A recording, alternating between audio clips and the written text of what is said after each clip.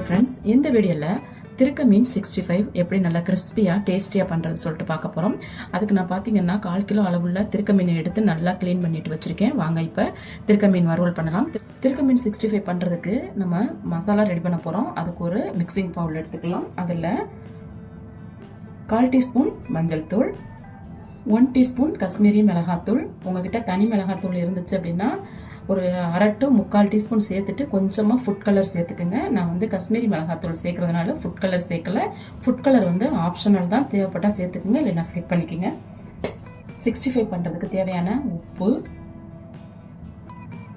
1/2 teaspoon குருமிளகு பொடிச்சது, 1 teaspoon சோள மாவு, 1 teaspoon அரிசி மாவு, 1 டீஸ்பூன் இஞ்சி பூண்டு பேஸ்ட்டு.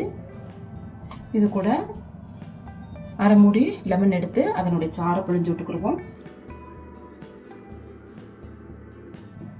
இப்போ நம்ம சேர்த்துட்ட எல்லா பொருளையும் ஒன்றா மிக்ஸ் பண்ணிக்கலாம். இந்த மாதிரி மிக்ஸ் பண்ணிக்கிட்டு இப்போ கொஞ்சம் கொஞ்சமாக தண்ணி சேர்த்து நல்லா பேஸ்ட் பதத்துக்கு பிசைஞ்சு எடுத்துக்குவோம்.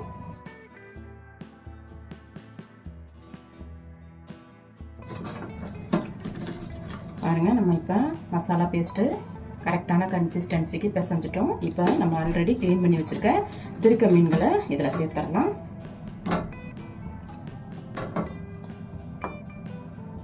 சேர்த்துட்டு இதை நல்லா கலந்துடலாம்.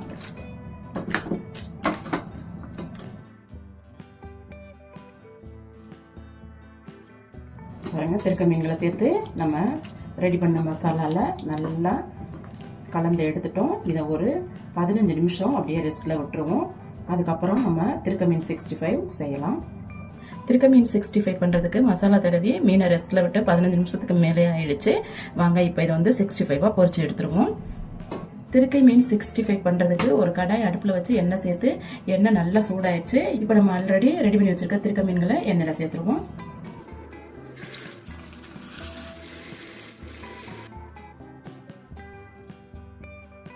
மசாலா தடவுன திருக்க மீன் எல்லாத்தையும் வந்து நம்ம இப்போ எண்ணெயில் சேர்த்துட்டோம். இதை ஒரு 2 நிமிஷத்துக்கு கரண்டி எதுவும் விடாமல் ஒரு பக்கம் நல்லா பொரிய விட்டுருவோம்.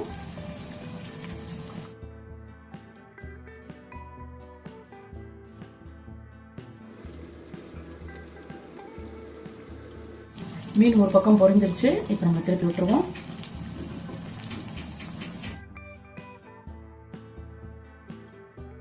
திருக்க மீன் பொரிஞ்சிட்டு இருக்கும்போதே கொஞ்சமாக கருவேப்பிலைகள் சேர்த்துக்குவோம்.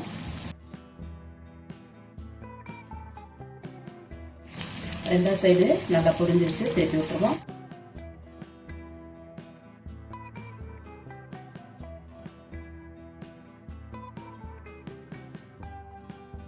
திருக்க மீன் 65 வந்து ஆல்மோஸ்ட் நமக்கு ரெடி ஆயிடுச்சு. இப்போ இதில் ஒரு 1/4 டீஸ்பூன் அளவுக்கு நுணுக்கிய மிளகு வந்து மேலே கூட அப்படியே தூவி விடுவோம். அவ்வளோதாங்க, நமக்கு இப்போ திருக்க மீன் 65 ரெடி ஆயிடுச்சு. இதை எடுத்துடலாம்.